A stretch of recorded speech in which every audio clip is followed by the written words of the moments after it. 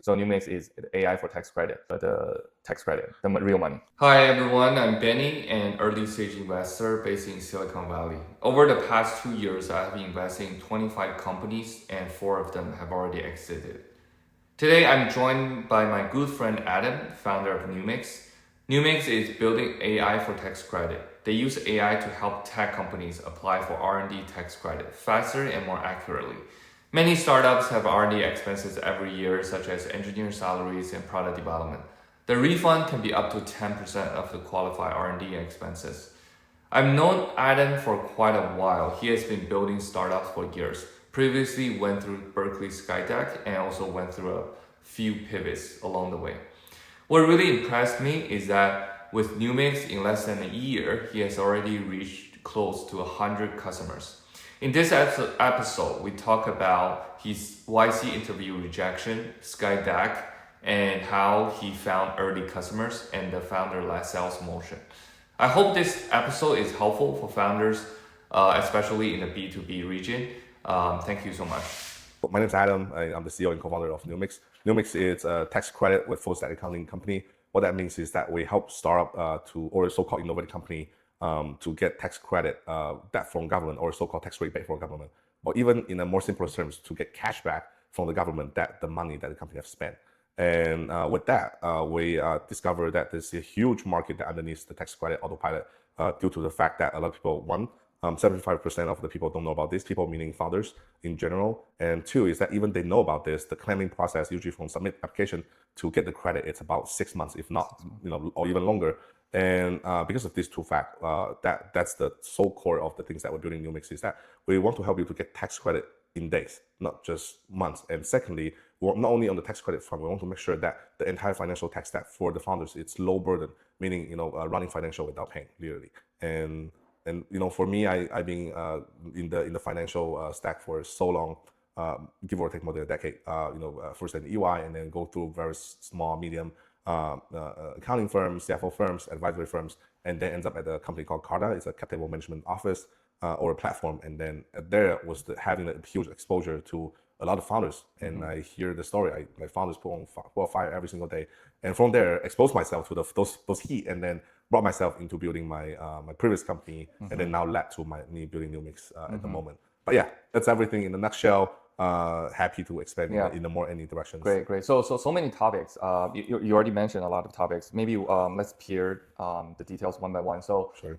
So it sounds like you started your career in the Big Four accounting firm. That's right. EY, and then you joined Carta. Yeah. Which year did you join Carta? So I joined Carta during the pandemic year. So usually that was 2021. And I left at 2022. Again, don't quote me on this. Okay. Maybe LinkedIn is much more accurate. Somewhere around that. A year at Carta. A year at Carta. What was Carta already a unicorn company back then? Yes, it was. Already. Yeah. So Carta at the time when I joined, it was 15K logos, so 15,000 logos, and already making 255 million ARR per year. 250 million. 255 million. 255. Yeah. So got it. Yeah. Like a quarter billion. Yes. Revenue. And a quarter billion, and it's definitely a billion. And it was a Series H or something. Okay. Series H. Yes. So Carta, it's obviously it's backed by all the tier 1, tier 2 VCs. That's true. But yeah, obviously the capital business, the sole core is that how do you stay as private as long as possible. And hence that was the Carta age that when I joined. Now probably because of the AI disruption, obviously trajectory North Star changed a little bit, but overall at the time was 15K logo. Now it's 40K because of the network effect and all that. Almost like triple the logo almost triple the numbers of logos, and yeah, it's amazing. So after Carta, you decided to start your own company, or did you do something before that? No. So after Carta, I think the path to me is super clear. I think. After Carta, I see, obviously there's a lot of cracks between, the founder journey. So I want part of me. One of my characteristic is try. I love trying new things. I never hesitate, not trying new things. And second characteristic is fix. So try and fix, that brings me really, really into say, I want to try this and I want to see if I can, do something to fix it. So after Carta, I started my first company, 2D, and 2D at the time was building tax automations and purely doing 2 jobs. And one is chasing document for CPAs, and second is help CPA to do manual data entry. Hence, the solution is B2B selling to CPA. And at the time, we were super. Almost all the people that we talked to, people meaning CPAs that we talked to, were super excited, and so excited that for the fact that I was cold call a CPA firm, and it's like I called them and the front desk pick up. I say, hey, I need to file my tax return, and then she passed to her boss, and when the boss pick up, I just say, hey, sorry, I lie, I actually can do my own tax return, but here is what I'm gonna do, what I'm gonna build down the road. So 4 meetings later, he has not only become our customer, but because our angels, and because angel investor, one of our early angel. He was actually our first angel investor in 2D before SkyDeck, and obviously that momentum carried us into SkyDeck, Berkeley SkyDeck. For a lot of people don't know, Berkeley SkyDeck is kind of like a accelerator, just like YC, but it was the venture arm of Berkeley. Long story short, came to Berkeley and go through a bunch of like pivot and finding directions, and at the same time trying to balance, how does like what takes to be a founder. What's the hustleness? What's the knowledge? What's the balance that you need to inherit as a founder? And so a lot of time going to those areas rather than the actual product and building itself. And even at the later stage, when we have the product trying to do that, we found that it's a super hard vertical to get in. Meaning that a lot of which vertical? Oh, sorry, super hard market to get in by selling to CPA as the market.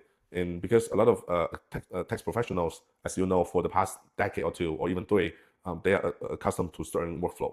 It could be a 20 spreadsheet or one spreadsheet with 100 tab. So it makes almost at the time most of the case that that the solutions that we offer has to be customizable for every single firm, and then it let every single firm become edge case to us. Right. So obviously it's not going to be a profitable business, let alone it's going to be a buildable product. No, we are super talented builder either at the time, and so we come like even after SkyDeck we raised a little bit, it's still not enough for us to carry our momentum forward. I would say it wasn't because of the money issue; it's more among the mindset issues. And and then after that, truly just like kind of like explore things to do, and for that we kind of like see as the AI kind of like uncover itself, as AI can do more things. We're trying to see that, hey, maybe in the market. So so speaking of Berkeley SkyDeck, I think not everyone knows about SkyDeck. So you are the founder who got into the SkyDeck program, and funded by the SkyDeck program. Yeah. Can you maybe quickly tell the audience, like, how do you feel about the SkyDeck, and is it only for Berkeley? Because I know you didn't. What's the check size, for example? Yeah. The terms. So simplest term is $200K for 7%. So 200K. 200K for 7%, and valuation wise, I'm an accountant. It's okay. So it's fixed. Yeah, it's fixed. It's like 4.6 million. Right? It's not big. But obviously that's always applicable to all the accelerators, right? Out there. Not saying they're trying to rub people off, but they're trying to bring company in that sense.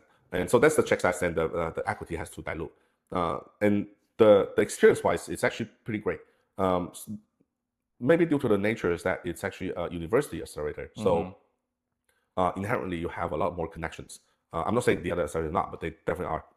But for university accelerators, because you connect to the Berkeley ecosystem, and what Berkeley is super alongside with Stanford, super big in the Bay Area ecosystem, you almost can know anyone through one connection only, and then that one connection can be from Berkeley. And we try this quite a bit at the time of the SkyDeck. Is that if we need to know one person, we always can find a alum that working super close to that person. Okay. And so that's the benefit. And second benefit is that it's the long. Well, some people see it differently, but I see it as a benefit. It's the longest accelerator period.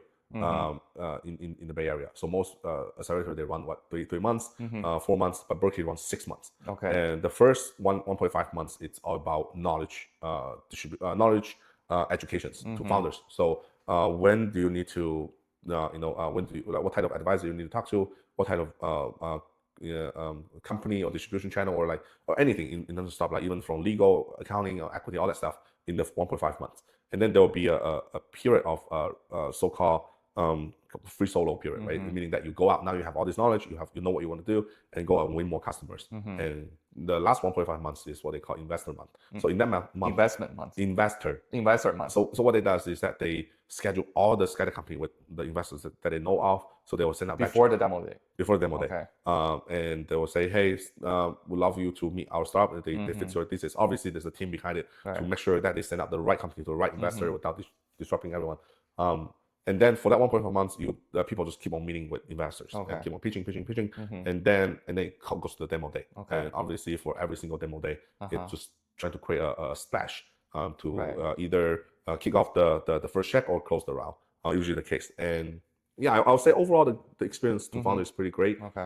If founder have minimum, as we see a lot more founders that coming here from all over the world, all over the country, if founder have minimum connection in the Bay Area or in the VC ecosystem, 100% encourage anyone just get applied to SkyDeck. And yeah, people can just put Adam. I just saw Adam say it, and then you, again, that's not a guarantee, but usually is that for founders that have minimum connection here, accelerator is one of the way to go. Have you considered like other accelerator besides SkyDeck at that time? So on Monday, we actually got a call with YC. So I was interviewed with Gary Tan, and so did you? So that's Monday. Monday I did an interview with Gary Tan, and overall it's good. Gary Tan was saying that his personal tax, the bill is like 20,000 or 30,000 or something. And obviously we're doing say with Chase documents and many data entry. The value prop is super clear too at the time is review ready tax returns. Review ready tax returns. In minutes using AI. Review ready tax return. You don't need to know exactly what 2T is, but you can just... That's his idea, or that's that's our value prop when we put on the applications for both SkyDeck and YC. I see. So it's review ready tax return in minutes, within minutes using AI. The only things that we get past is that we did not know Gary's a super technical guy. And remember, that's my first stop. So I'm not a technical guy either. At least not as technical as now. So when Gary asked how deep is the AI tech stack that you guys use? We'll just say, it's called API. But I, at least at the time, alongside with my CTO, who is super young, did not have a really rounded answer because we were super heavy in operations. So our answer, did not really surprise him. So what happened is that day he actually did not fully close our application, but he did email us saying that we encourage you guys to really think about how to use AI and we can talk more and all that. And so I was super frustrated in terms of internally, right? And because my hope is that on Monday we got interviewed at YC and then that's done. But then Friday, so it's only 4 days apart. Friday is the Berkeley SkyDeck interview. And by the way, this is another thing about Berkeley SkyDeck interview. It's very different compared to any accelerator. Is that Berkeley SkyDeck interview have about the dozens of people or 2,000 of people in the call with you, even with the first call. The first call is usually in general. They're all SkyDeck people. They're all SkyDeck either advisors or the people that in the industry. But most likely in the first call is just advisors. 2,000. But what happened is that that's the interview stuff. But anyway, go back to the story. Is that so interview at YC on Monday, have a very depressing feeling for Tuesday, Wednesday, and Thursday. Have to pick up a smiley face on Friday. So on Friday comes in, and now it's you get hurt. So now you just break up with someone, and then now it's pick it back up. So my answer is really chill. My answer is really not I don't know. I don't know about this. So my answer is I tell them what we do. And even at the time, I don't even know who Chan is, but this guy Chan just keep asking questions. I was like, hey Chan, this is what we do. That kind of mentality, right? And then we did not hear anything over the weekend, of course. And Monday comes in, there's the email saying you guys are being invited to second interview. And so second interview longer, and obviously second interview we went in, and this time we now we know it's serious, so we really prep the technical answer part, not prepared compared to YC one, and then it got us in. At the time, our acceptance rate is still 0.91%. This year is 0.4 because they even lower. The reason is because the application is increasing, but the number of stops they are taking it's the same. So they're still taking about 20 companies. But because as the application increasing, let's switch gear to what you're building right now. And then you decided to pivot to form a new entity with 2 new co-founders. Correct. Doing Numix. So Numix is AI for tax credit. Yes. Maybe we talk about maybe let's talk about your 2 co-founders first. Sure. Who are they? How did you meet each other? And what was the moment that 3 of you decided, okay, let's form a team? Or maybe 2 of you decided first, and then the 3rd person joined. So how's the story behind the founding team of Numix? Yeah, so happy to share. And again, for any founding team there, on the perspective of the second time founding the company, even now I cannot say how grateful I am, be able to meet my co-founders and as it's not something 99% of the start break because of the co-founder issues, but I'm really glad that I was able to meet my folks. So my 2 co-founders, CTO Ilya Zelikin and also Helene Jen, Luis my COO. So 3 of us is co-founded to Numix, and Ilya is actually someone who I met back in SkyDeck. He was actually remember when we were talking about the 2,000 people. He's one of those people that doing the interview So he's the interviewer, I'm the interviewee. So he was the one interviewing me because he was in the domain. They always ask someone that have in the domain to do the interview. So he was one of them. And so he was batch 17, so literally just a batch before us. And so we were, and that's how we met. And we kind of exchanged brief ideas, and Eli's super technical, super knowledgeable. And he has those characteristics of like the thinking of like overthinking stuff, meaning that he really thought about, obviously over the course of the year that he spent in Nokia and all the tech ventures that he has been on, he always overthink about infrastructure, which is really good thing. If in an infrastructure perspective, then he can just like backtrack on things. So he was that person interviewing me, and that's how I met him. And the reason why we formed Numix together is that he was building a ERP document extraction business at the time, also going nowhere, not nowhere, but like minimum tractions wise. And we're all in our lowest point. We often joke with each other that if we're not at our lowest point to meet each other, we'll never come together, because he could be really taking off. Then he was like, okay, get out here, right? So that's how we met, and that's how we team up together. And Helene at the time, it's actually she's my customer first, because building Tutti AI for CPA, Helene is one of them. Like she is the co-CEO for another firm, and she absolutely hated the traditional process of doing things in the industry. But long story short, I introduced Eli to Helene, and that's how Eli and Helene met. And so we come like Helene is our common customers. But even then, you can think of three offices, like the three CEO came out and assemble a team. Eli, again, title does not mean anything, but Eli becomes the CTO, which is the engineering person. Helene becomes the COO, becomes the customer success person, and I'm still CEO, but still again just the sales and marketing functions of me. And yeah, we've been working. Well, I mean, I can honestly say that's the first time I really feel the kick of founder market fit, and maybe that's the way to put it, is that I don't need to worry about what they do. I never need to check on what they do, and they always surprise me. Like one day anyone showed up that these customers, we will not only help out with the tax credit, we help them with tax, with bookkeeping. I never asked that, but she was able to do the things that we do. Same thing with Ilya.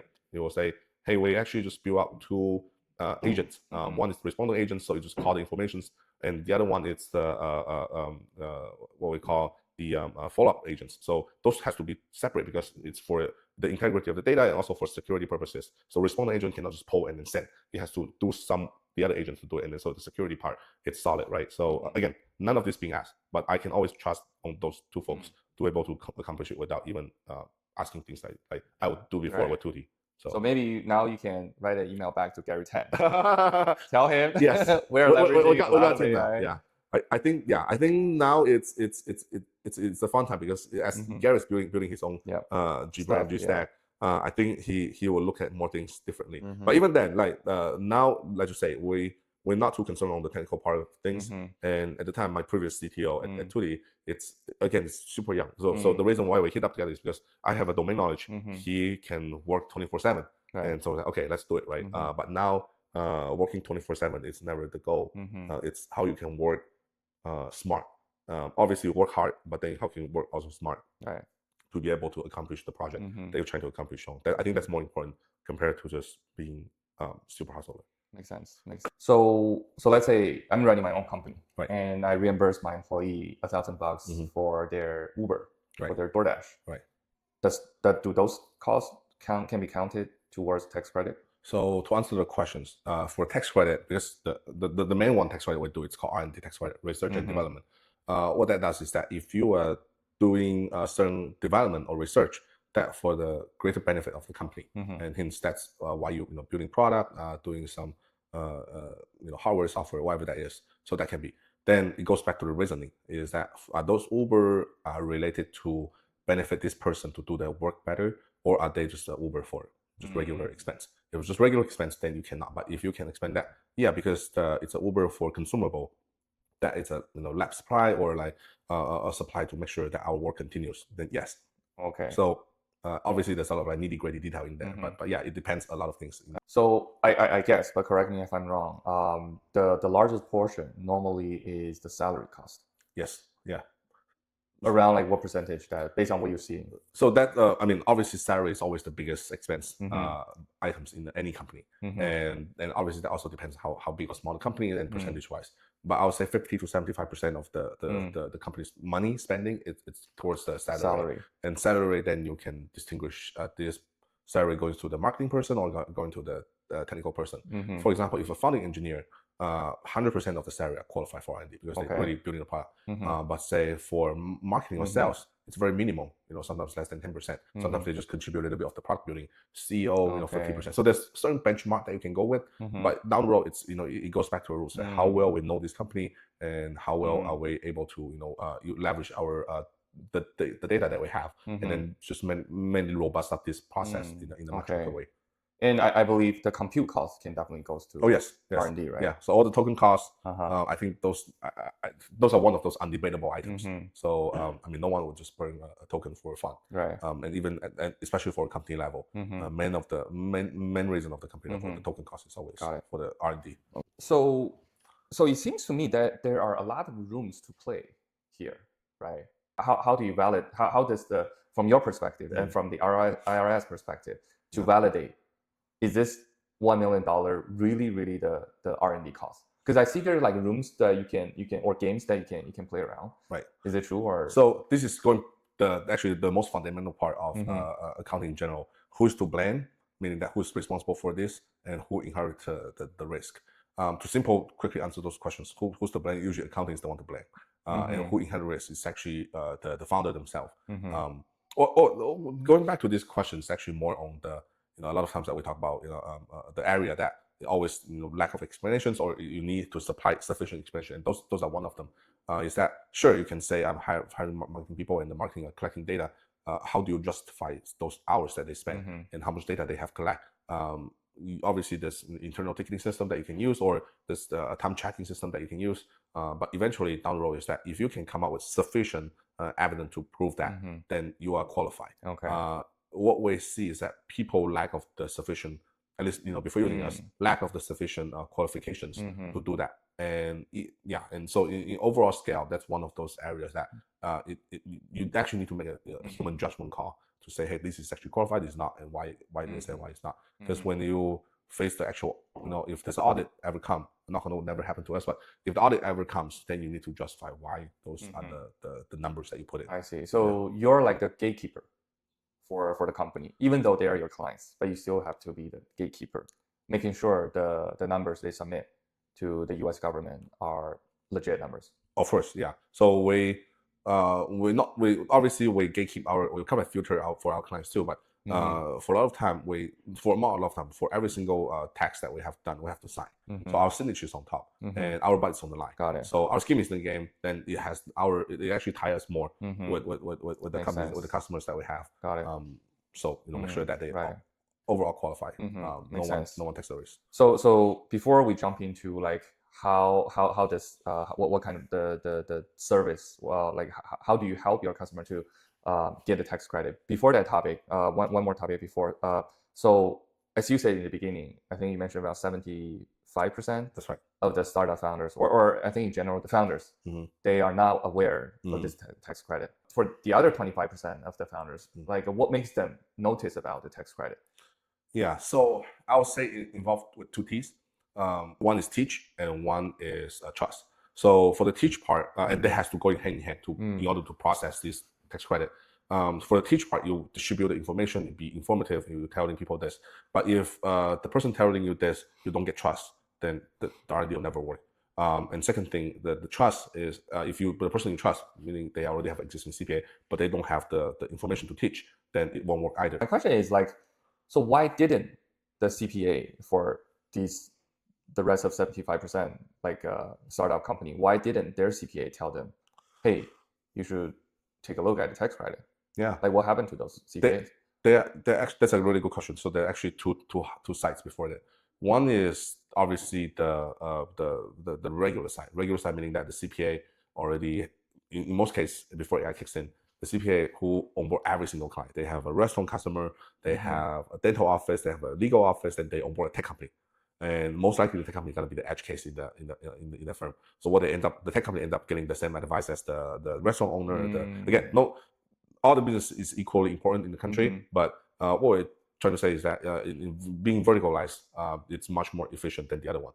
But going back to the topic is that because of that, the knowledge layer stays quite on the surface, meaning that the CPA will most likely not go out on a limb, say, hey, I'm going to help you to apply for R&D tax credit. Most likely they will say, even if they know, they'll say, I'll refer you to third party to do it. They'll not do it themselves because the advice they're going to get is the same thing as the restaurant owner. Second case is that even with the companies that are onboarding with a firm that's CPA that maybe in part of the branch already doing that quite heavily, but the CPA will just take a look at the book, say, yeah, they only qualify for, say, a couple $100, so they never start the education piece.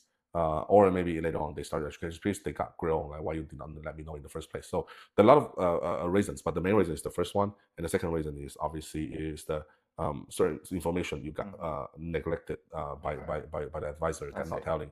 Obviously, actually, there's a third one is that. So how's Numix is doing it differently?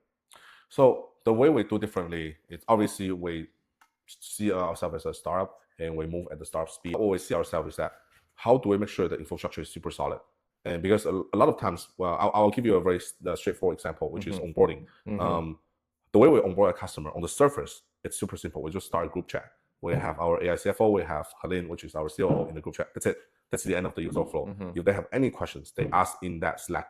Obviously, we ask every customer have a Slack chat channel, but even with that, like that's the end of the workflow, and then they can do everything there. But on the back end, our infrastructure, we need to make sure that we connect with the banks, we connect with their payrolls, we connect their ledgers, and how do we sort out the different between from books to tax credit, and then there's some financial support. So we spend a lot of time building on the back end, on the infrastructure end of things. But on the front end piece, we just want to make it as easy as user. And kind of a fun fact to share, we did build a dashboard for our customer, but 90% of the time people don't jump into the dashboard because they don't use it. They don't use it. Okay. The reason why is because if you think about outcome as a business, people want an outcome. So if you just go in reverse thinking about the outcome basis, is that no one will just go to a dashboard, look at what's my status of my tax return, and then look at the status tax return and have a question and come back to the group chat, ask that question. They'll ask that in the group chat always first place. What's the status of my tax return? If that get answered, that's it. That's they don't want to log into another dashboard, and that's what we found. It's always the case. So now, obviously, without jeopardize the market as a whole, we do see there will be a lot of a headless product running around, meaning that they probably don't even have a front end to show, but they are super robustness on getting the job done super easy because they are driven for one thing, which is the outcome. Now they don't want a tool to do it for me. They want, can you do it for me? Kind of thing. So, but yeah, it's kind of like going back to that question is that our way to do it is that we make sure our infrastructure is solid from day one, so we can onboard customer without paying. For example, you have a customers that decided to work with you, right? Who want to get a tax credit done, right? So from day one, onboarding to the final day that let's say that he received the tax credit. Can you walk me through the journey? Yes. So say for example, you're running a startup today and you work with us. The way we'll do it is obviously we prompt you to sign engagement letter by law, and once that's done, then we literally just start a group chat with you. And once that group chat's in, we will, the automation will pop up like, Benny, please connect to the banks, please assign account access to this, and all the things that we cover, list out the things. So, and we usually for that piece, we have, right now we still have a hand-holding process. Hand-holding just meaning that we want to present ourselves. So we schedule a Zoom call, and then in Zoom call, we help, guide people through, and usually 90% of the time, Helene does this super well, is that she actually will be the one taking over on controlling. And then so for most founders, they will double check, confirm. Sometimes they can get a tax, they just confirm the number, right? Things like that. Once that's done, that's like just what we call one-time setup. Once you set up, it will say, based on the timeline, this is, if you say you're coming for tax credit, this is probably the time I'm going to spend for, the tax credit could be 2 hours, 4 hours. Sometimes the book is simpler, it's shorter, or it's more organized, it's shorter. But we'll give a very specific time of like, how long it's going to take for a tax credit report to come out. Once the tax credit report came out, usually in a more federal form and with audit things, we'll say, hey, can you confirm everything? And once the founder confirm everything with us in the call, and then we'll say, okay, then we'll process that. And what will happen is that we'll attach that, let's say for the tax credit part, we'll attach that to the tax return and file it for them if at the time of tax filing. And that's it. That's the end of the flow for a user to wait for the money to hit that bank account. I see. And obviously in the meantime, if they have any process, if they need, have concern, status, always ask in the group chat. So how long usually takes for them from onboarding to see the report? So so a couple of hours. Only a couple of hours. Only a couple of hours. I mean, obviously that based on the top of the things that if the books are clean. Right. If the books are not clean, then we need to advise them, say, we need to clean your books. If that's the case, then we'll go and say, the books in general, this we see about 2,000, 5,000 transactions last year alone, and we can categorize them super quick, but we also need you to cooperate. So even with that, so it would mass your books, so still a couple of days max, I would say. To clean the books. To clean the books and then pump up the tax credit. Got it. So do you help them to clean the books, or you just only advising them how to clean? We do help them to clean the books. Okay. Again, we're a super outcome driven firm, so we, as long as we can think of things that if we can do this for customer, we'll never ask customer to do it. Right. So for them, I mean, on their perspective, the users, right? They just need to make sure that they give us some clarity. For example, the question you asked is super good. How do I know if this Uber is that? Obviously, certain Ubers have the data really showing what it is, and we can also connect to the Uber call. Then it's easy to pull all the receipt. But long story short, what we're trying to do at the end of the day is that how can we put as minimum as a burden on the user side on the customer and side. On the customer side, and we do all things for them. So to answer your question, yes, we do help them to clean their books. Got it. To make sure they get that. But I guess you charge them for doing so. Yes. So right. we charge them for the books for doing so, and usually, obviously, there'll be a look back period, meaning that it's somewhere really long behind, and then we can give a bulk discount for that. But for our bookkeeping services, usually it's from 500 to 900 per month. If they want to have a continuously, not only just the tax credit piece, but a lot more things. Is there any things that we can do with our financial, and if anything we need to be watch out for, budgeting, all that stuff. So there are more things going to the bookkeeping piece of things. But yeah, we do charge for us to clean their books. Is there a deadline every year for submitting the tax credit report, or a deadline for applying for tax credit? So yes, the answer that question, yes, but the deadline is the same as the tax return. So you can apply for extension. Yes, but normally the cutoff day is like April and October. So basically the whole year. So if they already extensions, then it's the whole year. Like, what's the fastest case you have done from onboarding to that customer receiving the tax credit, the real money? Yeah. So remember the timing is important. And so if we onboard a customer in December, then or November, then it'll be a different story. Right. But the fastest customer that we onboarded is in February this year. February, get the tax credit at the time of tax filing. I think we filed on March, and they just got their tax credit last month. So for these customers, did you generate the report in a few hours, or you did a cleanup for them? So for this customer, it actually did a cleanup for them. Yeah, because I feel it took you guys a month to generate a report. Yeah, so we did a cleanup for this customer a little bit. Okay. And obviously with the cleanup, we're able to recognize the credit a little bit more. And once that's done, then we'll generate the report. So from February to May, 3 months. 3 months. How much they got back? How much money they received? They got back like 25,000. 25,000. Yeah, okay. Meaning they apply their R&D is like 250K. Yes. And they got to that's right. 25K back. That's right. Yes. Got it. What kind of profile is this company? So the company is doing sort of like AI.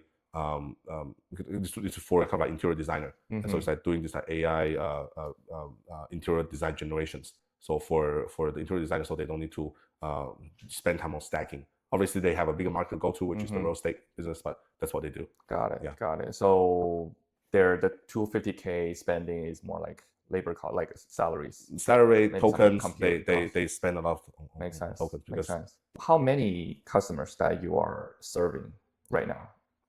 So the customers that we have right now is about 100 customers. And yeah, I mean, they all either software or hardware companies. So we have a saying internally is that you either write coding or you either write labbing, meaning that you're doing in the labs doing experience, or you're coding some product out. Okay. That will be our ideal customers. And in what percentage? So for the 100 customers, what percentage that you are helping them to apply for tax credit versus you're only doing bookkeeping? Okay, so from 0 to 100 logos. Yes. How long did it take? I'll say a year. So Numix started May 27. Actually, probably less than a year because we start with 0 logos, and we were trying to find, just like every other startup, we're trying to find direction, trying to pivot. I think we talked briefly when we started Numix, which is like deep tech accounting, accounting. Yeah. So just like even it's the second time building a company, it's still not easy, right? Sure. But I would say it take about roughly a couple months, shy from a year. A year is just the time of Numix from incorporation to now, but yeah, probably less than a year. Got it. Yeah. So right now, so I see you're very actively like sponsoring events, organizing events, get a conference booth, try to speak to your customers or potential customers, what's the thing that you found the most efficient in the process of onboarding? Like, what makes you then decide, hey, I feel I want to work with Numix? Yeah, I always say, and that goes back to any GTM motions and sales motion. I would say follow-up is the number one thing that people don't take a look in serious manner, but it's a super serious manner. At least that works for us. So we did our follow-ups either in person or the Zoom calls. May or may not be working at the time. Like for example, we have customers that just closed last week, but we met back last year, December or something like that. But all the follow-ups, it's super important that to accumulate so-called the trust, the reputations for them to really use you as a services. And so I'll say that's number one. The second thing is that, like you mentioned, that it's the exposure. A lot of people like to do exposure on LinkedIn, which is always good. LinkedIn acts, but I find myself more tend to be a in-person person. So I like to talk with people in person rather than just post a lot of LinkedIn online. I do post on LinkedIn online all the time, but in-person talking works really well for me. It does not guarantee for everyone. So to answer your questions, it really depends, what's the personality of the founder, what's the characteristic of the founders. For me, I find myself be able to shine my personality through with in-persons rather than just in a Zoom call. That's actually how I found. So, yeah, makes sense, right? Because I can understand, because tax is a very sensitive thing for a company. That's like if I want you to do my tax, you basically see all my ugly bookkeeping, right? You see all the ugly truths of the company. Let's switch gear. I heard from a while ago you were mentioning you're thinking to help your customer to get the credit, tax credit, in days. Right now, I think the fastest one, it took you like 3 months. But how are you going to achieve it in days? Yeah, so that's actually something that really interesting that we just find out recently is that obviously the traditional process quite broken. 3 months is already considered fast because we shrink down the application process. But to do it in days, it takes not just our infrastructure to really robust up for a lot more things, but also takes the government to distribute the money faster. But there's no way for government to distribute funding faster. So the creative way, it's what we kind of like go circle around it, is that maybe we'll partner up with the banks, so-called sponsor banks, like say, like RAM, Roll, and all those sponsor banks, and they're able to pay in advance. And for the advance payment to the founder, and obviously runway to any founder matters. So founder obviously happy, and they get the money. The bank gets a new account. It gets a percentage of fee, and we get to charge a higher percentage. So it's a win-win-win for three party. So that's the thinking that we've been thinking about in days. Yeah, I think it will be a game changer if you can really claim that you can help like companies to get real money in days. What do you think? What are you going to take? What's the challenges right now, or bottlenecks that you're seeing right now in order to achieve that? Yeah, so for banks, because obviously they need to know you, they need to underwrite you, they need to collateral you, qualify you, all the things that involve. And also for banks, they have a lot more things to concern. What's the default rate? And they sometimes will ask questions, just like a VC, why people need days. Going back to the bank side, obviously we need to work with the compliance team. We need to work with the if there's any underwriting, auditing things that we need to know, and like the collateral, the default rate, all those questions that banks will ask. And we're actually in the process, interview a couple of banks that we really like, and we want to see, if this can unfold something amazing down the road. But yeah, like you say, if we're able to do this, and I'm really confident that we should be able to, then we'll probably be the first company that doing this in terms of the tax credit in days, alongside with full stack accounting. Like I said before, company probably have one of the piece, but never have this, like, you can think of like a triangle now formally super tightly that you almost create winner and network effect almost in every single corner of things. Got it. And maybe question. So in the long run, how do you think you can win this war? Because obviously there are also a lot of AI for tax, AI for bookkeeping, AI for accounting, for CPA. How do you see the real moat, or not the moat? Because maybe you don't have the moat yet. But how do you see like the long term that you will be able to build a moat versus the other players out there? Yeah. So I'll answer that question in two ways. So it basically comes down to two pieces: TD, trust, and data. And why they relate is that obviously we win customer in the operation side, we win customer trust first. But once customers trust in, we're responsible for obviously taking all the security measurement, compliance, and all that to that data. But the data, it's actually eventually will become the mode of what we're building Numix at. It's because we know exactly how much this company is being generated, how many more companies that we can just onboard them, not in days, in minutes, or sometimes if it's easy enough in seconds. And because we have all this robustness of the data that behind us, that we can do this. It's not because that we are, our infrastructure is super awesome. I would say at the end of the day, the trust in the data goes hand in hand together. And the more data we have, the more trust we build. The more trust we have, the more data we get collect. So I think it's kind of like, helping, it's a compound effect alongside each other. Got it. Yeah. Makes sense. I like this answer. TD, did you make up this? I just make up this trust and data. Trust and data. I actually just make up on the fly. That's good. That's good. No, but I always like to summarize things in a simple manner. Right. Not just because it rhymes. Okay, so I think the last question for today. Yeah. Are you fundraising now? Yeah. So fun fact to share is that back in the 2D days, a lot of investors take a pass on 2D, and which I understand if I'm an investor too. And a lot of them recently reach out super heavily, and obviously just not only from investor perspective, but also from friends perspective. And so because of that, we right now have to start with this couple priorities in our pipeline in terms of the product and the customer operation side we want to take care of first. But we're probably thinking about raising around August, and obviously at the time before then we'll have more information to share. But right now we heavily down on making day-to-day better for the customers that we serve and for the customer that incoming. Makes sense. Yeah. How much are you thinking you want to raise? I don't fully know yet. I mean obviously that those information we'll share. Matter of fact, we're gonna have a very simple investor newsletter every single month. So if the audience have VC involved, we'll share the QR code or something that people can scan and just go to our investor. And welcome to join our investor list. We would love to share our progress with investor every month or even bi-weekly. And I think and then by the time we'll definitely share a lot more detail on how much we're raising, what we're raising for, and what's our goal in a year or two from now. And what's the best way for people to reach out to you? Well, obviously I'm a big LinkedIn guy, so connect me on LinkedIn, and I almost reply every single LinkedIn message personally. I don't leave no stone unturned. And so LinkedIn, and also follow our company's page, because right now I post a lot of contents on company's page. So follow both my idea. Awesome. I think we covered a lot of topic today. Yeah. Thank you so much for coming in. I see the future of tax will be another very big sector will be disrupted or empowered by AI. And I see there's a lot of story. I think it makes a lot of sense for the future, like the one you mentioned, like tax credit in days. Great. I mean, appreciate that, Adam, for joining us. And hope you have a wonderful journey in your startup. I love to share more. And again, thank you for having me today. I think it goes, again, like I said at the very beginning, it goes without saying, you are one of the investors that super hustle in the Bay Area. And if anyone who comes to know you, not only it's a privilege and an honor, but obviously it's such a no-brainer. I would say almost if someone needs to know someone, they just need to know Benny in the first place. Thank you. But I would encourage everyone that have not followed Benny's podcast, Benny's Red Nose, Benny's LinkedIn, do that as well, and no one will get left behind. Okay. All right. Cool.